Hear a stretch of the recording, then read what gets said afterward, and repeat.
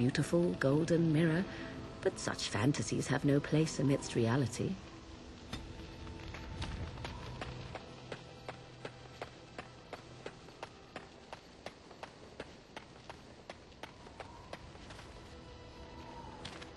You are not quite as callow as I thought. That is unexpected. You sound surprised. You must have heard this before. You'll get over it, eventually. I was sent to be the eyes of the Antom. The Arishok asked, "What is the Blight?" By his curiosity, I am now here.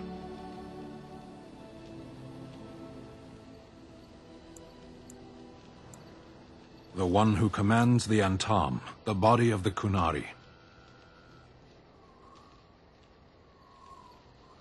Why do you? Exactly. You don't ask, nor do I. The Arishok sends me and I go. A portion of it. Were you not at Ostagar when the army was overwhelmed? That is your answer.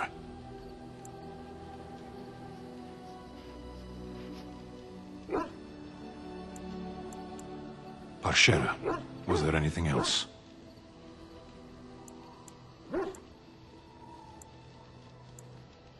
Does it matter? Very well. I caged myself. A weak mind is a deadly foe, as you are no doubt aware. That is complicated. I came to your lands with 7 of the Beresad, my brothers, to seek answers about the Blight. We made our way across the Ferelden countryside without incident, seeing nothing of the threat we were sent to observe. Until the night we camped by Lake Calenhad. They came from everywhere. The earth beneath our feet, the air above us. Our own shadows harbored the Darkspawn. I saw the last of the creatures cut down, too late. I fell. I am told no others survived. I don't know how long I lay on the battlefield among the dead, nor do I know how the farmers found me. I only know that when I woke, I was no longer among my brothers, and my sword was gone from my hand. Perhaps. I searched for it, and when that failed, I asked my rescuers what had become of it. They said they found me with nothing. I did. I knew they didn't have the blade. They had no reason to lie to me. I panicked. Unthinking, I struck them down.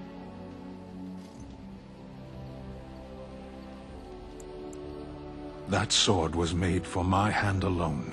I have carried it from the day I was set into the Beresad. I was to die wielding it for my people. Even if I could cross Ferelden and Tevinter unarmed and alone to bring my report to the Arishok, I would be slain on sight by the Antom. They would know me as soulless, a deserter. No soldier would cast aside his blade while he drew breath.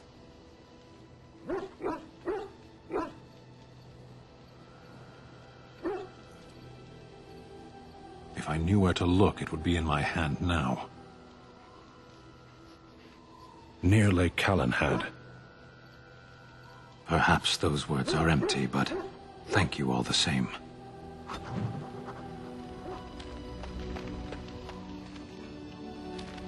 Something I can help with? Yes? What's on your mind?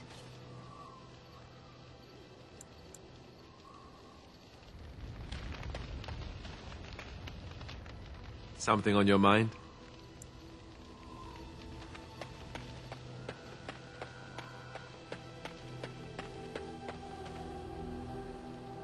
Oh, why, you little... Oh, you're so funny. Such rapier wit. Your furry friend here took offence at me getting near his food. He snapped at me. Look.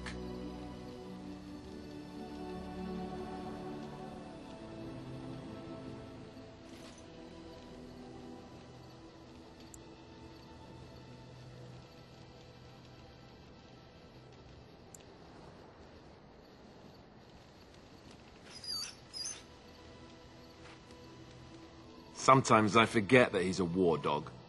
That'll teach me. I once heard a really old legend about how the Hound warriors in the days of the old tribes would feed their Mabari the flesh of the vanquished. Well, that's what I heard anyway. It would sometimes be human flesh. Oh, like you can tell the difference. For all you know, maybe you've already been fed something. Someone.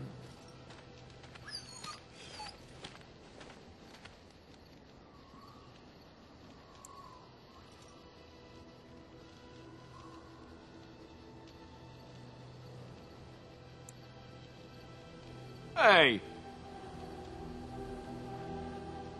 Oh, look at what your fool dog placed in my pack. A putrid, half-eaten hare is not something a woman wants to find in her unmentionables.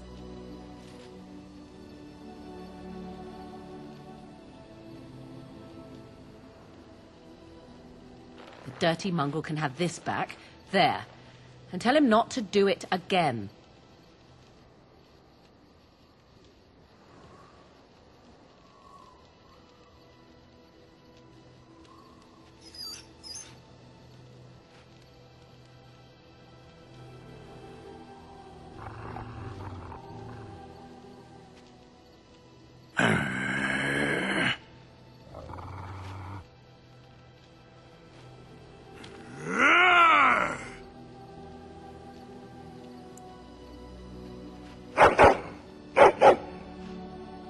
You are a true warrior and worthy of respect.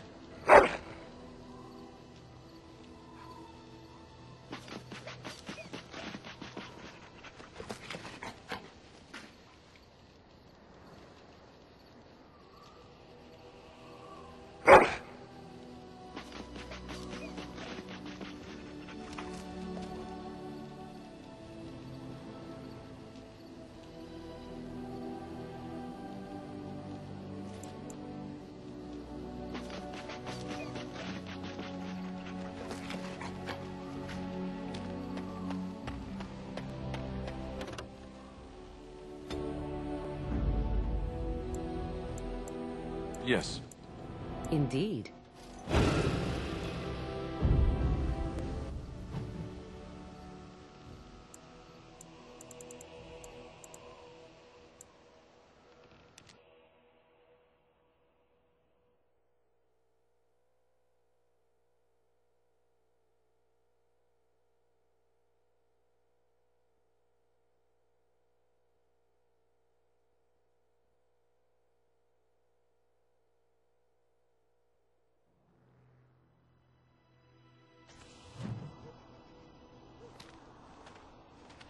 Look, can we talk for a moment?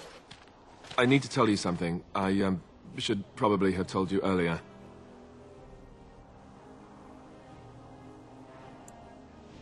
I don't know. I doubt it. I've never liked it, that's for sure.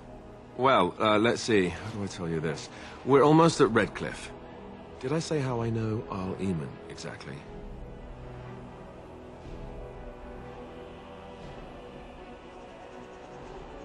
I'm a bastard. My mother was a serving girl at Redcliffe Castle, and she died when I was born. Arl Eamon took me in and raised me before I was sent to the Chantry. The reason he did that was because, well, because my father was King Marek, which made Cailan my half-brother, I suppose.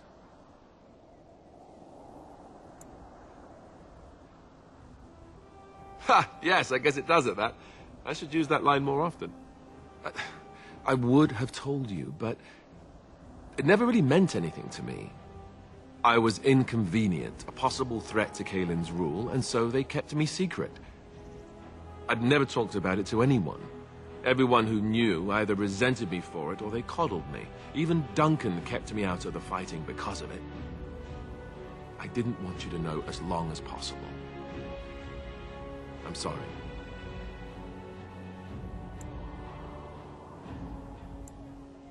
Oh, good. I'm glad.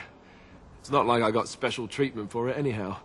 Arl Eamon eventually married a young woman from Orlais, despite all the problems it caused with the king so soon after the war. He loved her a great deal. Anyway, The new Arlessa resented the rumors which pegged me as the Arl's bastard. They weren't true, but of course they existed. The Arl didn't care, but she did. So off I was packed to the nearest monastery at age 10. Just as well. The Arlessa made sure the castle wasn't a home to me by that point.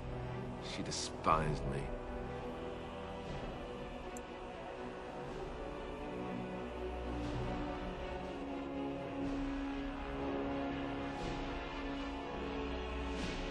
Maybe. She felt threatened by my presence. I can see that now. I can't say I blame her. She wondered if the rumors were true herself, I bet. I remember I had an amulet with Andraste's holy symbol on it. The only thing I had of my mother's. I was so furious at being sent away, I tore it off and threw it at the wall. And it shattered. Stupid, stupid thing to do. The Arl came by the monastery a few times to see how I was, but I was stubborn. I hated it there and blamed him for everything. And eventually, he just stopped coming.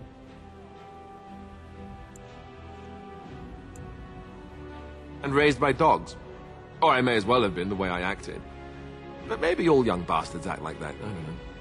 All I know is that the Arl is a good man and well-loved by the people. He also was King Cailan's uncle, so he has a personal motivation to see Loghain pay for what he did. So there you have it. Now can we move on? And I'll just pretend you still think I'm some nobody who was too lucky to die with the rest of the Grey Wardens. Oh, lovely. I'm going to regret this. Somehow I just know it.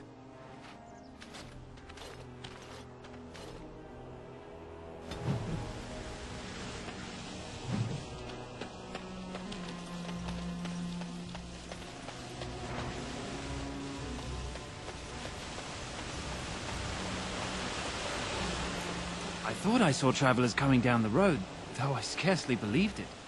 Have you come to help us? So you don't know? Has nobody out there heard? He could be dead for all we know. Nobody's heard from the castle in days. We're under attack. Monsters come out of the castle every night and attack us until dawn. Everyone's been fighting and dying. Apparently everyone seems to agree that a blight is the perfect time to start killing each other. Marvelous, really. We've no army to defend us. No Arl and no king to send us help. So many are dead. And those left are terrified they're next. Hold on, what is this evil that's attacking you? I don't rightly know. I'm sorry, nobody does. I should take you to Ban Tegan. He's all that's holding us together. He'll want to see you. Ban Tegan, Arlemon's brother. He's here. Yes. It's not far, if you'll come with me.